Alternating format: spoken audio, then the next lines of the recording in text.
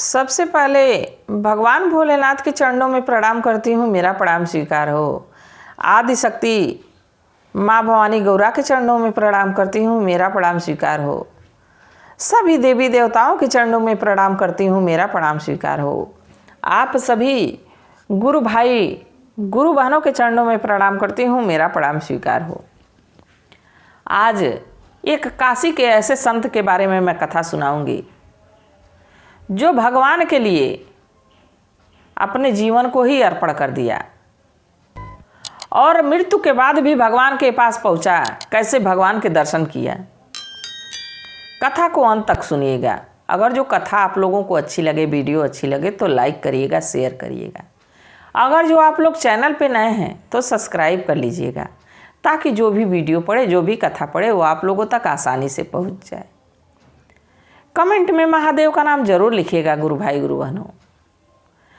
भगवान का नाम लिखने से, बोलने से सारे कष्ट दूर हो जाते हैं, सारी समस्या दूर हो जाती है। तो भगवान का नाम जरूर लिखा करिए। लाइक शेयर गुरु भाई गुरु बहनों, आप लोगों के सपोर्ट से, आप लोगों के आशीर्वाद से ही भगवान की ये कथा और लोगों तक पहुंचेगी। तो लाइक शेयर जरूर कर दिया करिए। आप ही लोगों के सपोर्ट से, आप ही लोगों के आशीर्वाद से ये कथा जन जन लोगों तक हम पहुंचा पाएंगे। सोचिए, लोक शिवमय हो जाएगा। अगर जो हम और आप मिल के कोशिश करें तो सबको शिव गुरु के चरणों में, शिव गुरु के स्नेह में, शिव गुरु के प्रेम में लगा देंगे।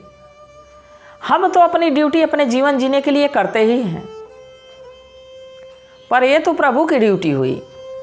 हम अपने समय में से समय निकाल के, सब प्रभु का ही दिया गया समय है, ये भी नहीं है कि हमारा समय, उन्हीं का दिया गया समय है।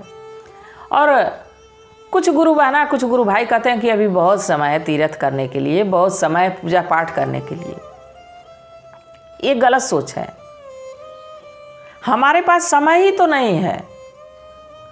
प्रभु जो समय दे दिए वो कितना समय बीत गया, और ये समय कितना बचा है हमारे पास हम नहीं जानते हैं। तो क्यों नहीं इसी समय में प्रभु से नेह लगाएं, प्रेम लगाएं, प्रभु के बारे में, प्रभु की महिमा का गुणगान करें, उनके बारे में सबको बताएं और सब तक इस कथा को पहुंचाएं। तो आप लोग लाइक शेयर जरूर कर दीजिएगा। देखिए, काशी में एक हरिदास नाम के भक्त थे। भगवान भोलेनाथ की नगरी में, और वो ठाकुर जी के भक्त थे, राधा रानी के भक्त थे। वो बिना ठाकुर जी की भक्ति किए, बिना ठाकुर जी के भोग लगाए उनको चैन नहीं रहता था। मानो धरती पे बस ठाकुर जी के लिए ही पैदा हुए थे, उनकी चरणों में रहने के लिए ही पैदा हुए थे। काशी में रहते पर उनका मन वृंदावन में लगा रहता था। काशी में रहते बाकी तो उनकी आत्मा, उनकी आंखें, उनका मस्तिष्क वृंदावन में वास करता था। एक दिन देखिए गुरु भाई गुरु बहनों, एक घटना घटी। काशी जी नहा के, स्नान करके, और हरिदास जी आ रहे थे। पहले इतना शहर नहीं था गुरु भाई गुरु बहनों, बहुत विशाल विशाल जंगल रहा करते थे। अब तो काशी में पांव रखने की जगह नहीं है, इतने शहर, बस इतना बड़ा शहर हो गया, इतना घर हो गया है। तो हरिदास जी नहा के आ रहे थे, स्नान करके आ रहे थे। ठाकुर जी को अपने भोग प्रसाद लगाने के बाद अब अपने कुटिया में वापिस जा रहे थे। तो देखे कि एक बाघ एक गाय को दबोच रखा है। अब जब ये गौ माता की ये दशा देखे जब हरिदास जी, तो बड़ा विचलित हुए और वही खड़े होकर प्रभु को याद करने लगे कि हे प्रभु। अब उस बाघ को ही प्रभु मान लिए। जो बाघ वहां था, गाय को दबोचे हुआ था, उस बाघ को ही प्रभु मान के कहे कि हे प्रभु, गौ माता को छोड़ दीजिए और आप हमारे शरीर से अपना भोजन का कार्य पूरा कर लीजिए। देखिए गुरु भाई गुरु बहनों, जो प्रभु के चरणन में रहता है, जो संत हमारे समाज में, जो संत महापुरुष हैं, वो हमको भगवान से जोड़ने का काम करते हैं, सद्मार्ग पे चलाने का काम करते हैं। आज उन्हीं लोगों के ज्ञान से हम कहानी आप लोगों को सुना रहे हैं। हम गए वाराणसी, वहाँ बागेश्वर धाम के सरकार, बागेश्वर धाम बालाजी महाराज का दरबार है, बाबा सन्यासी का दरबार है। वहाँ से धीरेन्द्र शास्त्री आए हुए थे। मैं उनके वचनों को सुनी, उनके प्रवचनों को सुनी, तो हमको यही ज्ञान हुआ कि जो हमारे अंदर ज्ञान है, जो हमारे अंदर भगवान के लिए प्रेम है, स्नेह है, उसको आप लोगों तक पहुंचाना चाहिए। और तभी से मैं आप लोगों को कथा सुनाने लगी। तो वो तो भगवान को ऐसे अपने रोम रोम में बसाए थे कि उस बाघ में ही प्रभु को देख रहे थे। बाघ के तरफ से कोई उत्तर नहीं आया। अब बाघ ना हिल रहा है ना डुल रहा है, गाय को दबोचे हुआ है। फिर हरिदास जी कहे कि ऐसा है कि लग रहा है कि आपकी भोजन की पूर्ति हमारे शरीर से नहीं हो सकती, तो थोड़ा सा आप इंतजार करिए, ज़्यादा विलंब नहीं होगा। मैं अभी जाता हूँ और मेरा जवान पुत्र नवयुवक है, उसको लेके आता हूँ। हमारे शरीर को और हमारे पुत्र के शरीर को खा के अपने भोजन की पूर्ति करिएगा। अब तुरंत गुरु भाई गुरु बहनों, हमारे रोंगटे खड़े हो जा रहे हैं इस कथा को बताते समय। तुरंत बाघ उस गाय को छोड़ दिया। गाय बाघ के मुंह से, उसके पंजे से मुक्त हो गई। गाय जाके चरने लगी, बाघ वहीं खड़ा रहा। हरिदास जी भागे दौड़े घर गए। उनका बेटा भोजन कर रहा था, पत्नी भोजन परोसे हुई थी। जब हरिदास जी को देखी तो वो अपने किचन में, अपने रसोई में चली गई कि पतिदेव आ गए, अब उनके भी भोजन की व्यवस्था कर दी जाए। तो वो तो जो ठाकुर जी को भोग लगाते थे बस उसी का सेवन करते थे। जो ठाकुर जी को भोग प्रसाद लगता था उसी का सेवन हरिदास जी करते थे। तो रसोई में से बर्तन ली और जहाँ ठाकुर जी को भोग लगा था उधर चली गई। देखिए, जगन्नाथ का भात जगत पसारे हाथ, प्रभु की प्रसाद ऐसी है। हम लोग कहते हैं ना प्रसाद लेके चलेंगे, कथा पूजा होगी तो प्रसाद लेके चलेंगे। तो जगन्नाथ का भात और जगत पसारे हाथ, प्रसाद ऐसी चीज है कि हम हाथ पसार के और प्रसाद लेते हैं। हम किसी से भोजन तो मांगने नहीं जा सकते हैं कि हमको भोजन दे दो। उसी समय जा सकते हैं जब हमारे पास नहीं रहे, हम भिक्षुक बन जाएं, हमारे पास ना अन्न रहे ना धन रहे, तभी हम मांग सकते हैं। बाकी अन्यथा हम जल्दी किसी के दरवाजे नहीं मांग सकते हैं। बाकी प्रसाद, एक गरीब के घर भी कथा हो रही है, एक गरीब के घर भी प्रभु का आसन लगा है, तो हम हाथ पसार के प्रसाद मांग लेंगे। देखिए, एक भक्त ऐसा था कि प्रभु के ऐसे कथा हो रही थी, चर्चा हो रही थी, और जब समाप्त हुई तो वहाँ चौपड़ वो खेल रहा था, उसका कथा पे ध्यान नहीं था। उसके सामने एक गुरु भाई प्रसाद लेके गए और प्रसाद दिए तो वो अपना उल्टा हाथ निकाला, उल्टा हाथ प्रसाद के लिए निकाला। तो गुरु भाई कहे कि ये बताओ कि क्यों तुम प्रसाद के लिए उल्टा हाथ बढ़ाए, क्यों सीधा हाथ नहीं बढ़ाए? तो तुरंत उसको ज्ञान हुआ कि हमसे तो बहुत बड़ा पाप हुआ है। हमारा एक हाथ तो प्रसाद के काम आया, बाकी एक हाथ किसी काम का नहीं है। तुरंत उस हाथ को ही कटवा दिया। मैं इसलिए इस बात को नहीं बता रही हूँ कि ऐसा करना चाहिए, पर उसको अपने किए पे कि हमारा शरीर प्रभु के कार्य में एक हाथ तो काम आया, पर एक हाथ किसी काम का नहीं है। जो प्रसाद के लिए नहीं उठा वो किसी काम का नहीं है, उसको ही कटवा दिए। अब हरिदास जी जब देखे कि हमारी पत्नी बर्तन लेके गई है ठाकुर जी के चरणों की प्रसाद लाने, तो कहे भाग्यवान रुको, मैं किसी को रोक के आया हूं। आज प्रभु का प्रसाद पाने से पहले हमको किसी और का भोग बनना है, किसी और का प्रसाद बनना है, और इसके लिए मैं अपने पुत्र को लाने, उसको बुलाने आया हूं। जब ये बात हरिदास जी की पत्नी सुनी तो वो चुप रही, कुछ नहीं बोली। बाकी हरिदास जी के पुत्र कहे कि पिताजी अवश्य आप बताइए कहाँ चलना है। हरिदास जी कहे कि देखो पुत्र, मैं स्नान करके भगवान की पूजा आराधना करके आ रहा था तो रास्ते में देखा कि एक गाय को एक सिंह ने दबोच रखा है। मैं उस सिंह से कही कि प्रभु आप इस गौ माता को छोड़ दें और हमारे शरीर का भोजन करें, तो बाघ कोई उत्तर नहीं दिया है। बाकी जब मैं कहा हूँ कि हमारा एक नौजवान युवक है, लड़का है, हमारा बेटा है, उसके शरीर का भी भोग आप करिएगा तो आपके भोजन की पूर्ति हो जाएगी, तो बाघ तुरंत गौ माता को छोड़ दिया है। जब ये बात हरिदास जी के पुत्र सुने तो अपने पिता के पैरों में लिपट गए।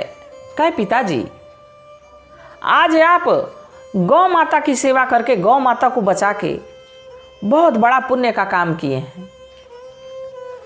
हमारी शरीर कम से कम उस गौ माता के लिए काम तो आएगी, कम से कम एक प्राण बचा के, अगर जो हमारे प्राण भी चले जाते हैं तो इसके लिए हमको थोड़ा भी पछतावा नहीं होगा।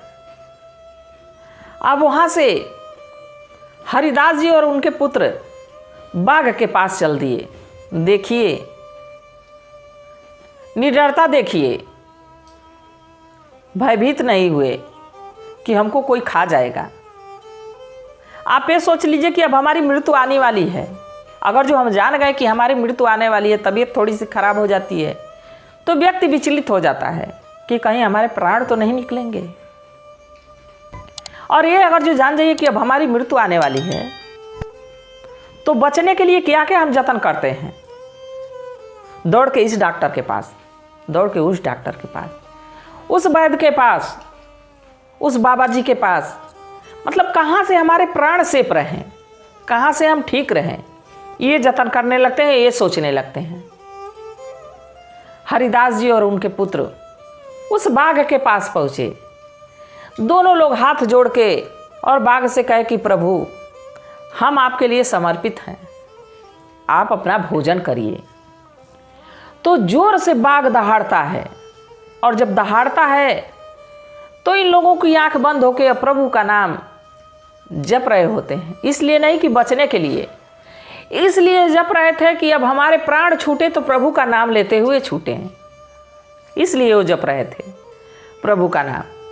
और जब प्रभु का नाम ले रहे थे और जोर से सिंह दहाड़ा, और जब आंख खुलती है हरिदास जी की और उनके पुत्र की तो देखते हैं कि वहाँ चतुर्भुज रूप में भगवान विष्णु खड़े हैं। उनके दर्शन पाके दोनों बाप बेटे धन्य हुए। कहे कि प्रभु आप कैसी परीक्षा ले रहे थे। प्रभु मुस्कुराने लगे, प्रभु मुस्कुराने लगे। हरिदास जी से कहे, उनके पुत्र से कहे कि मांगो, तुम क्या मांगना चाहते हो। हरिदास जी कहे कि प्रभु सदा मैं आपकी चरणों में लगा रहूं, आपकी सेवा करता रहूं, आपकी भक्ति करता रहूं, हमको कुछ नहीं चाहिए। आपका दिया हुआ ये शरीर है, आपका दिया हुआ ये सांस है, आपका दिया हुआ सब कुछ है। तो जब आप ही का दिया सब कुछ है तो हमको और क्या चाहिए। अब हरिदास जी जब ऐसा कहे, प्रभु उनकी इस भावना से प्रसन्न हुए, वहां से अदृश्य हुए। समय बीतने लगा।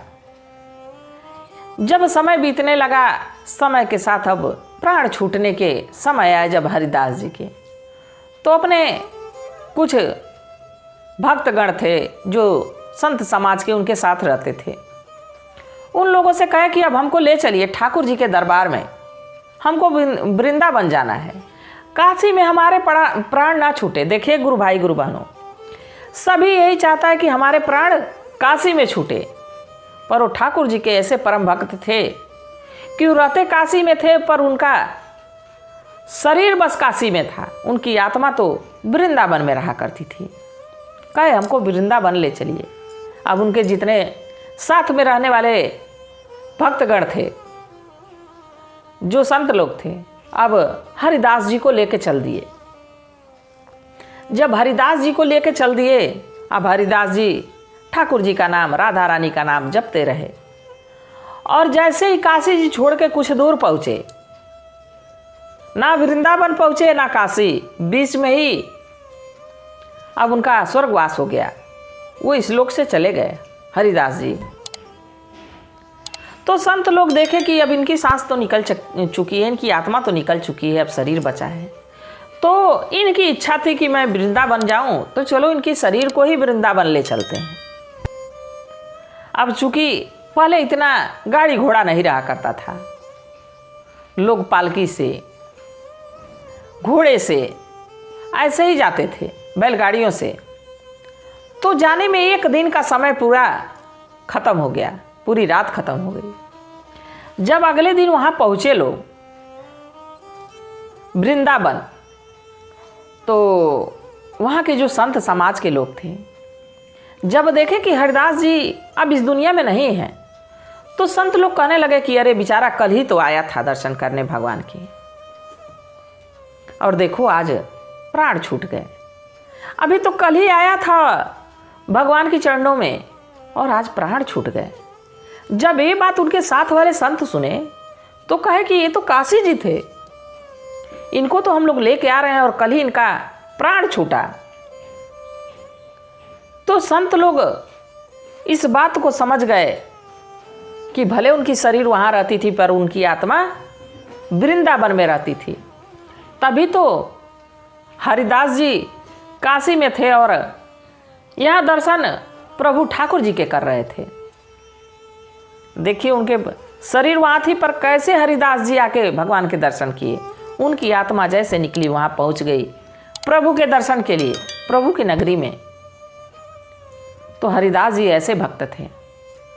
तो गुरु भाई गुरु बहनों, ये कथा मात्र कथा नहीं है, ये सच्चाई है। इसी कलयुग की बात है। जब कलयुग में ऐसे ऐसे संत, ऐसे ऐसे महापुरुष हमारे धरती पे हैं, हमारे आसपास ही रहते हैं, तो क्यों उनके मार्ग पे ना चलें? क्यों प्रभु के मार्ग पे ना चलें? क्यों सिर्फ माया मोह में पड़े रहें? ये नहीं कहते हैं कि अपने परिवार को छोड़ दीजिए, अपने परिवार को चलाना छोड़ दीजिए। आप दान पुण्य भरपूर रूप से करिए, किसी असहाय व्यक्ति की मदद करिए, गौ माता की सेवा करिए। अगर जो आपके पास पर्याप्त धन है तो किसी ऐसे व्यक्ति की सेवा करिए जिसके पास धन ना हो, धन का अभाव हो, कोई बीमार हो, उसकी दवा का इंतजाम करा दीजिए। अगर जो ये सेवा भाव संतों के बताए हिसाब से अगर जो हम करेंगे तो जरूर जीवन में ही, इसी जन्म में ही भगवान की प्राप्ति हो जाएगी। तो गुरु भाई गुरु बहनों, कथा कैसी थी जरूर बताइएगा। मैं भी महादेव से प्रार्थना करती हूँ कि हे भोलेनाथ, हे शिव गुरु, जैसे हरिदास जी को दर्शन दिए, जैसे हरिदास जी को मोक्ष की प्राप्ति हुई, वैसे ही हम लोगों पे भी दया दृष्टि बनाए रखिएगा। हे प्रभु, हम लोगों पे भी अपनी दया बरसाते रहिएगा। इसी कामना के साथ हर हर महादेव।